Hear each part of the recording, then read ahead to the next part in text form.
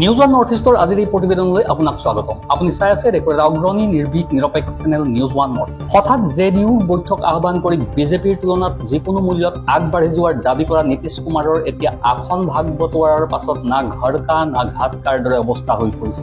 আসন ভাগ বটোৱা হোৱাৰ 24 ঘণ্টা পাৰ নহওঁতেই জেডিইউৰ এজন জ্যেষ্ঠ নেতাৰ লগতে জেডিইউৰ সমগ্ৰ হাজাৰ হাজাৰ সদস্যই পদত্যাগ কৰাৰ বাবে সাজু হৈছে। আসন ভাগ বটোৱাৰাৰ ক্ষেত্ৰত নীতিশ কুমাৰ বাৰুকৈয়ে সমস্যাত পৰিছে আৰু জেডিইউলৈ নামি আহিছে পদত্যাগৰ ঢল। প্ৰথমে চাওক কেনেদৰে অমিত শ্বাহৰ চাণক্য নীতিয়ে জেডিইউক নিঃশেষ কৰিলে।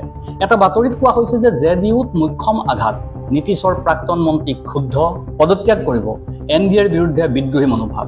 ৰোহতাছ জিলাৰ ডেহৰী বিধানসভা সমষ্টিৰ জ্যেষ্ঠ জেডিইউ নেতা জয় কুমাৰ সিঙে পদত্যাগ কৰাৰ প্ৰস্তুতি সম্পূৰ্ণ কৰিছে। খবৰ অনুসৰি তেওঁ অকলেই নহয়, জেডিইউৰ গোটেই ইউনিটটোৱে পদত্যাগ কৰিব। জয় কুমাৰ সিং সেইজনেই মন্ত্ৰী যি নীতিশ কুমাৰৰ অতি ঘনিষ্ঠ আছিল, কিন্তু এতিয়া টিকট লভাৰ পূৰ্বেই পদত্যাগ কৰিবলৈ ওলাইছে। জয় কুমাৰ সিঙে আজি পদত্যাগ কৰিব আৰু তেওঁৰ পদত্যাগৰ পাছতে জেডিইউত হাজাৰ হাজাৰ পদত্যাগ হোৱাৰ সম্ভাৱনা আছে। কিন্তু আসন ভাগ বটোৱাৰাৰ পূৰ্বৰে পৰা জেডিইউত পদত্যাগৰ ধুমুহা উঠিছিল। প্ৰাক্তন মন্ত্ৰীৰ পৰা প্ৰাক্তন সাংসদ আৰু বৰ্তমানৰ বিধায়কলৈকে সকলোৰে পদত্যাগৰ ধুম উঠিছে। আসন ভাগ বটোৱাৰাৰ পাছত এতিয়া বিহাৰত জেডিইউৰ ৰাজনৈতিক পৰিস্থিতি অধিক বেয়ালৈ ঢাল খাইছে। ইপিনে জিতন ৰাম মাঝীয়ে কালি পৰ্যন্ত কৈছিল যে তেওঁ শেষ উশাহ পৰ্যন্ত মোদীৰ সৈতে থাকিব, কিন্তু এতিয়া তেওঁৰ মতে তেওঁক কম আসন দিয়াৰ বাবে এনডিএ ইয়াৰ পৰিণাম ভোগ কৰিব লাগিব। জিতন ৰাম মাঝীৰ হাম দলক মাত্ৰ 6খন আসনহে দিয়া হৈছে। উপেন্দ্ৰ কুশৱাহাই 24খন আসন বিচাৰিছিল, কিন্তু পালে মাত্ৰ 6খন। ইয়াৰ পাছত তেওঁৰ দলত ইমানেই তীব্ৰ বিৰোধিতা হৈছে যে কুশৱাহাই কৰ্মীসকলৰ ওচৰত হাতজোৰ কৰিবলৈ বাধ্য হৈছে। তেওঁ স্বীকাৰ কৰিছে যে তেওঁৰ ইচ্ছামতে আসন ভাগ বটোৱাৰা হোৱা নাই আৰু লাখ লাখ কৰ্মী হতাশ আৰু ক্ষোভিত হৈ পৰিছে, কিন্তু অসহায় উপেন্দ্ৰ কুশৱাহা। তেওঁ কৰ্মীসকলৰ খং ক্ষোভ শান্ত নোহোৱা পৰ্যন্ত কোনো সিদ্ধান্ত নল'বলৈ আহ্বান জনাইছে। দেখা গৈছে যে এনডিএৰ আসন ভাগ বটোৱাৰাত যদি কোনোবা সন্তুষ্ট হৈছে সেয়া কেৱল চিৰাগ পাছোৱানহে। নীতিশ কুমাৰ, জিতন ৰাম মাঝী আৰু উপেন্দ্ৰ কুশৱাহা সকলোৱে সমস্যাত পৰিছে। এনডিএৰ আসন ভাগ বটোৱাৰাত দলবোৰে পোৱা আসনৰ সংখ্যা এনেধৰণৰ: বিজেপি 101, জেডিইউ 101, এলজেপি 29, আৰএলএম 6 আৰু হাম 6। এই আসন ভাগ বটোৱাৰাৰ পৰা স্পষ্ট হৈ পৰিছে যে নীতিশ কুমাৰক ছাটাই কৰাৰ প্ৰস্তুতি সম্পূৰ্ণ হৈছে। যিজন নীতিশ কুমাৰে প্ৰতিটো নিৰ্বাচনত বিগ ব্ৰাদাৰৰ ভূমিকাত আছিল, এইবাৰ তেওঁক বিজেপিয়ে দিয়া আসনৰ সৈতে সমতা স্থাপন কৰিবলগীয়া হৈছে।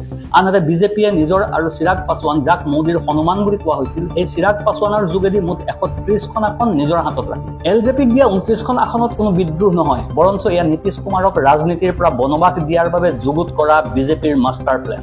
বিহাৰত মুঠ 243খন আসন আছে আৰু সংখ্যাগৰিষ্ঠতাৰ বাবে 122খন আসনৰ প্ৰয়োজন। নীতিশ কুমাৰৰ 20 বছৰীয়া শাসনকালত তেওঁৰ পৰা ডাঙৰ দপ্তৰসমূহ কাঢ়ি লোৱা হৈছে আৰু এতিয়া তেওঁৰে একালৰ সঙ্গী নৰেন্দ্ৰ মোদীয়ে তেওঁৰে মুখ্যমন্ত্ৰীৰ আসনখনো কাঢ়ি লোৱাৰ বাবে সমগ্ৰ কূট কৌশল ৰচনাত ব্যস্ত হৈ পৰিছে। বিহাৰত ৰাজনীতিৰ এই মুখ্যমন্ত্ৰীৰ গাদীৰ খেলক লৈ পাপ্পু যাদৱে মন্তব্য কৰিছে যে সঞ্জয় ঝাই নীতিশ কুমাৰক ৰাজনীতিৰ পথাৰৰ পৰা নিঃশেষ কৰাৰ অভিযান সম্পূৰ্ণ কৰিছে। উল্লেখ্য যে আৰএছএছ আৰু বিজেপিৰ পৰা অহা সঞ্জয় ঝা জেডিইউৰ বৰ্তমান কাৰ্যকৰী সভাপতি। যেতিয়া দিল্লীত অমিত শ্বাহৰ সৈতে আসন ভাগ বটোৱাৰাৰ বাবে বৈঠক অনুষ্ঠিত হৈছিল, তেতিয়া নীতিশ কুমাৰক আমন্ত্ৰণ কৰা হোৱা নাছিল। কেৱল চিৰাগ পাছোৱান, মাঝী, কুশৱাহা আৰু সঞ্জয় ঝাকহে আমন্ত্ৰণ কৰা হৈছিল। খবৰ অনুসৰি নীতিশ কুমাৰে 110জন প্ৰাৰ্থী চূড়ান্ত কৰিছিল।